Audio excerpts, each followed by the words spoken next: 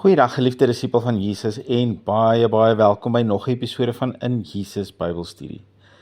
Ons kyk na die vraag, hoe bly ek in Jesus? En dit kom hoofsaaklik uit die gedeelte in Johannes 15:5, waar Jesus die aand voor sy kruisiging vir sy disipels leer, dat as ons in hom bly en hy in ons, dan sal ons baie vrugte dra. En Jesus gebruik die beeldspraak van 'n wynstok met lote, dat as die lote in die wynstok bly, hy baie vrug sal dra. Want solank die loot sy koneksie behou met die wynstok, vloei dit wat in die wynstok is deur die loot.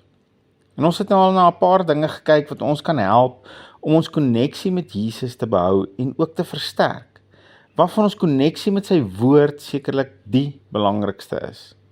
Jesus sê in Johannes 8 vers 31 vir die mense wat aan hom geglo het, as julle in my woord bly, is julle waarlik my disipels.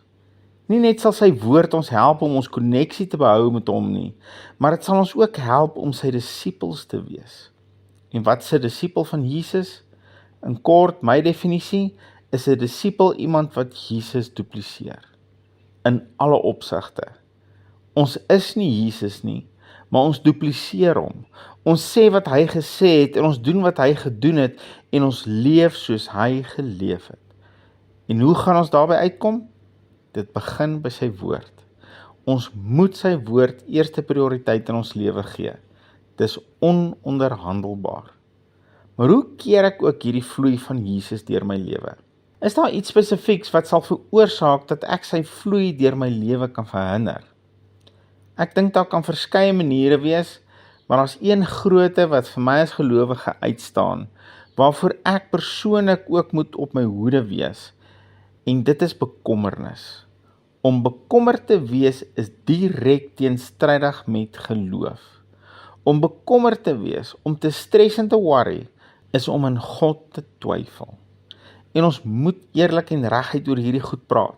Dit help nie ons probeer dit in mooi pleisters toedraai nie. Dit help nie ons probeer agter verskonings wegkruip van, ag ek is ook maar net 'n mens nie. Jy is nie maar net 'n mens nie. Jy het daai verskoning verloor die dag toe jy wedergebore is. Daai dag het jy 'n seun en 'n dogter van God geword. Die woord sê in 2 Korintiërs 5:17 dat God jou by wedergeboorte 'n nuwe skepsel gemaak het. So jy's nie meer maar net 'n mens nie. Jy's 'n spiksplinter nuwe skepsel, 'n seun van God. En wat doen 'n seun van God met bekommernis? 1 Petrus 5 vers 7 sê vir ons, werp al julle bekommernis op hom, want hy sorg vir julle. Wat moet jy met jou worries doen? Gooi dit op hom. Moenie daaroor lê en top in die aand nie. Moenie heeldag daaroor dink en oral waar jy kom, as iemand jou vra, hoe gaan dit, dan is die eerste ding, ag broer, so tussen die boom en die bas. Hierdie en daai het my nou weer getref en ek weet nie hoe gaan ek deur hierdie maand kom nie. En het jy al gesien wat sê Google oor hierdie siekte van my? En jy weet mos, blanke mans oor 55 kry nie meer werk nie. En ons spoeg net al ons ongeloof oor almal wat dit waag om te vra hoe dit gaan. Die woord sê, dis hoogmoed. En jy mag dalk vra, hoe kan dit hoogmoed wees? Alles wat ek sê is feite. Kyk na die vorige vers. Vers 6. Verneder julle dan onder die kragtige hand van God, sodat hy julle kan verhoog op die regte tyd. Ons moet onsself verneder onder God se hand. En hoe doen ek dit? Wel, laat toe dat die Bybel homself verduidelik. Die antwoord is in die volgende vers 7. Werp al julle bekommernis op hom, want hy sorg vir julle. So nederigheid is om al jou bekommernisse op God te werp. Almal van hulle. Jy hou nie een klein worrytjie oor vir jouself nie, maar jy gooi hulle almal op hom. Dis nederigheid in God se oë. Maar wat is die teenoorgestelde van nederigheid? Hoogmoed. So hoe lyk hoogmoed dan? Wel, as nederigheid is om jou bekommernisse op hom te gooi, dan is hoogmoed om jou bekommernisse vir jouself te hou en self daaroor te loop en stres. As jy heeldag loop en worry en stres en plannetjies maak oor hoe gaan jy die einde van die maand al jou goedjies betaal, wel, Dis hoogmoed. Ons dink dis vreeslik verantwoordelik van my om te loop en worry oor my geld. En ek dink ek's besig om 'n goeie man van die huis te wees as ek loop en worry oor die finansies. Dis nie verantwoordelikheid nie, dis hoogmoed. Of jy mag dalk dink jy is besig om 'n goeie mamma te wees as jy heeldag bekommerd is oor jou kinders. God sê, dis hoogmoed. Hoekom? Hoekom sou hy so dink? Jy's mos maar net 'n ma en ma's worry oor hulle kinders. Deur jouself te bekommer, stel jy jouself aan as God van jou eie lewe.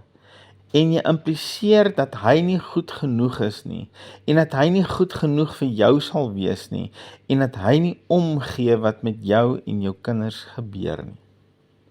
Sjoe, kyk wat sê vers 7. Werp al julle bekommernisse op hom. Hoekom? Want hy sorg vir julle. Want hy sorg vir julle. Dis sy verantwoordelikheid om vir my en jou as sy seuns en dogters te sorg. En hy het daai verantwoordelikheid met groot liefde aanvaar die dag toe hy jou gebore het in sy familie in. Dis vir hom 'n vreugde om jou pa te wees. Hy love dit om jou pa te wees. En hy's 'n goeie pa. Hy's 'n pa van oorvloed en liefde en deernis en empatie. Hy wil vir my en jou sorg.